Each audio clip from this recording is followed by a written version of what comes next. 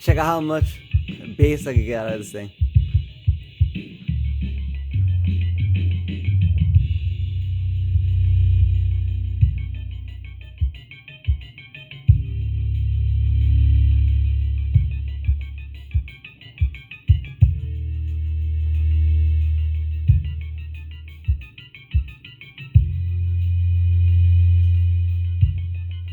The tone is actually really nice.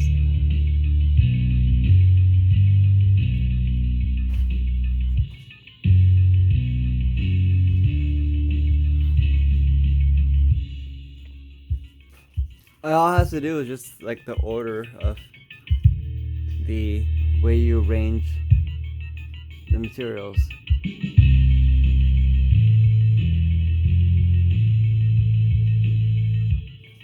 Like it's basically creating, I guess a fancy word would be a capacitor, but it's like a battery. So the thin layer on the bottom just bites into the source, the actuator. The middle section is very, very high in terms of its ringing resonance. And so once it's sandwiched in between, there's no way for the energy to go, but this really, really thick, heavy, dense pad, which means that there's no way for the air to escape at all, except for through this very dense, heavy pad, which means that all sound is suppressed except for the lowest frequencies that manage to pass through the pad. You can hear a little bit of sound leakage from the side, which is why I hear the wee wee wee wee, but for the most part, all the brute force energy is just being sent out through bass. I just thought it was pretty neat.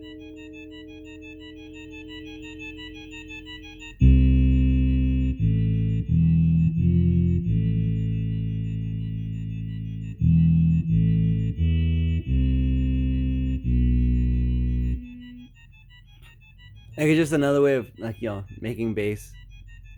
It's kind of like the bass punk concept taken to more of like a refined concept.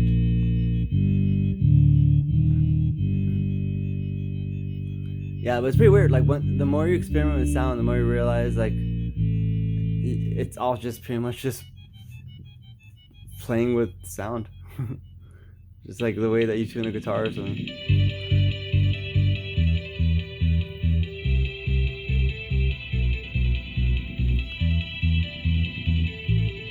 Yeah, I mean, like, so, like, the most simple way of explaining it is that the bottom part is actually grippy enough that it traps energy. Top part is very, very springy. So the springiness of the top only allows for a certain amount of certain frequency wave, like a whole range of frequencies to pass through. But that frequency range cannot be above the same frequency as would be too small for it to actually pass through the foam. The same way that foam, muffles any high frequency sound. So that means that any of that high frequency sound gets trapped inside of the brick material on the inside. The brick material on the inside is actually very, very resonant. If I were to apply it onto the brick material, it would actually just sound very, very ringy, like really bright. So since both sides are covered in this really, really heavy doping compound is what it's called, like the felt, or not felt, but the foam, it's actually a rubber silicone. It prevents the energy from leaving. It's just trapped in there. So it's the same effect as like a battery or a capacitor. The energy gets stored in there to the point where it just cannot actually be held inside the actual plate anymore, and it just has to force its way through. And the only way it can force its way through is actually by resonating this gigantic pad. And by resonating the gigantic pad, it's just exciting the air molecules and causing bass.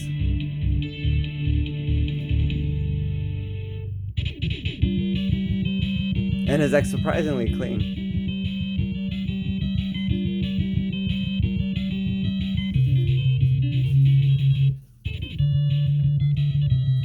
It's just really rad how like you could just experiment with materials and just like throw all like the gimmicks out the window as far as how sound is produced and just go back to the basics and see how it really works.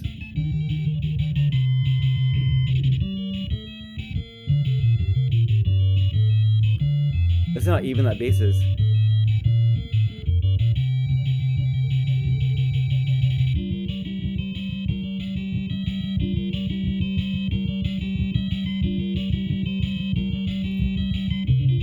Yes, all the principles of the way sound works is just the same thing as the way instruments work. That's really all it comes down to. When you're making a speaker, you're just basically just tuning an instrument. It's just a speaker just makes it fancier, and people think of it, you know, like, oh, there's a speaker, and they just kind of think that's just like the way that speakers have to be built, but that's not true. Speakers are pretty much just instruments.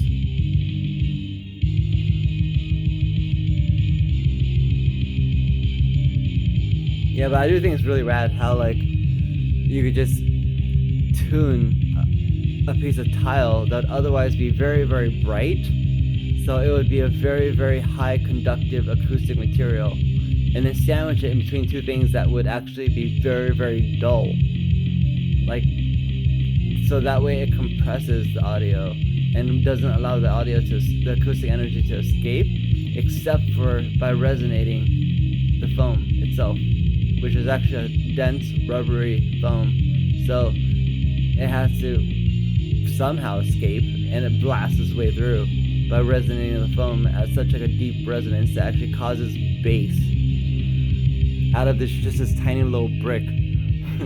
This is a subwoofer. This is a brick. So like this thing right here performs the same function as this thing right here. So which is, I think it's kind of funny.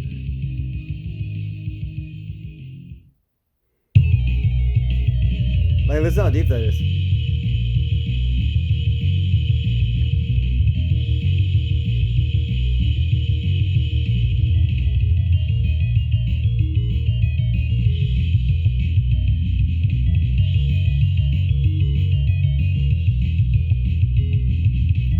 Yeah, so I wonder, it's really weird because like so much of like what we learn, we have to unlearn, and it's kind of sad because like there's this certain expectation of the way that things are, so you know, things are, I guess, and then like we just kind of think that's how they are, and so we imitate it. People even in DIY communities tend to just make things that are already made, and then they just kind of go on from there. But like the basis of everything is actually just stuff like this. It's just playing with sound. I mean, especially, you know, if you're playing with acoustics, it's just playing with sound itself and experimenting with sound itself, and how sound is able to work its way through materials and, you know, reproduce sound. And to be able to like take a material and tune it is basically the foundation of acoustic production, from instruments to speakers.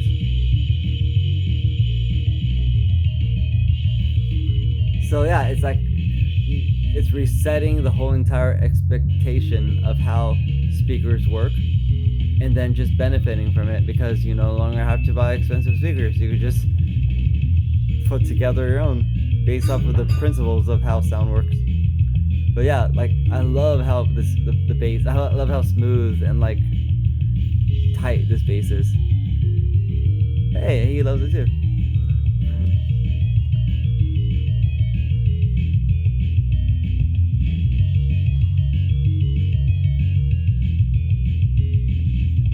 Like if anybody would hear this, they would just think that it was just a really, really good woofer doing what a woofer does. And this isn't even like high power. I'm actually using a very low power device right now. And bass is usually what requires the most power.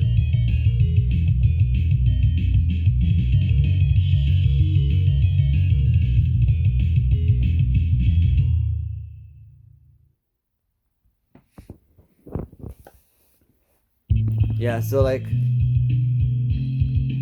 this is a typical design of a bass driver, and it's basically been the same design forever. It's kind of weird to think about it.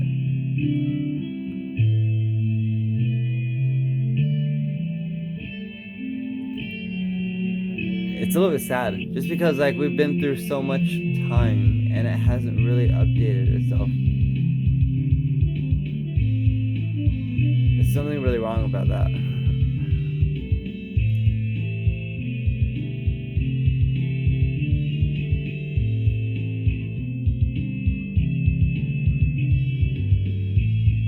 But yeah, as far as like doing things for industrial use, this right here would be like the best subwoofers to just kind of scatter around whenever you want to tune the place to be more bassy or have more upper mid bass, more warmth, I guess.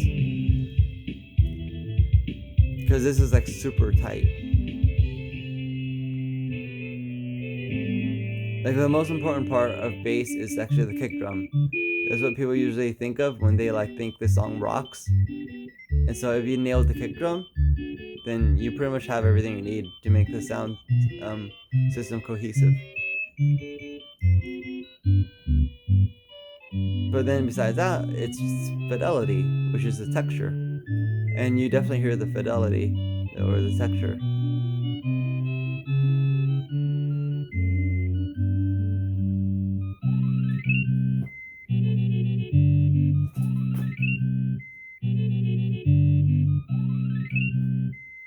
It's so crazy how everyone knows that Bose sucks, but like they basically own the industrial world. It's almost like they're a mob or something. So like all the Starbucks use Bose.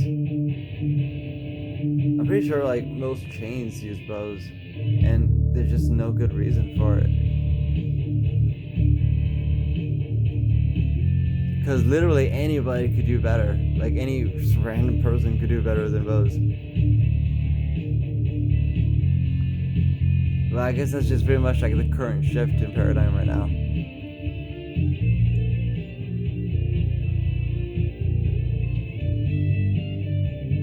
I think it's like emblematic of the whole like anti-corporate thing. Because I think people are real like once this generation has reached a point where they're just actually aware of what exists and they actually see how it works, it's just like kind of disappointing to think that this is really what we're doing, this is what we have, and then to realize that like anybody could do better, but it's just not being done. It's like even the reason why people like Elon Musk is just like everyone is just so angry that like we know we could all do better, like we could all we can individually do better. But like it's just not being done. And because of that, I think there's like this anger that everyone has that like, why are we forced to actually have things be stupid when we could all literally have better because we know better and can have it be better if we were just allowed to just do it. Meanwhile, billions were spent to like send freaking like I don't know, to create a fucking tube that people drive through and call it a subway or hyperloop or something.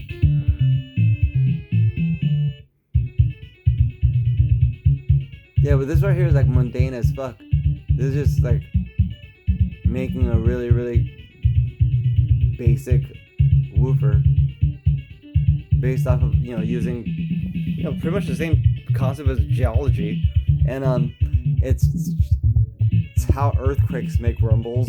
So it's not like that's that like genius to like, hey, earthquakes make rumbles, I wonder how that works. And then you just kind of do the same thing.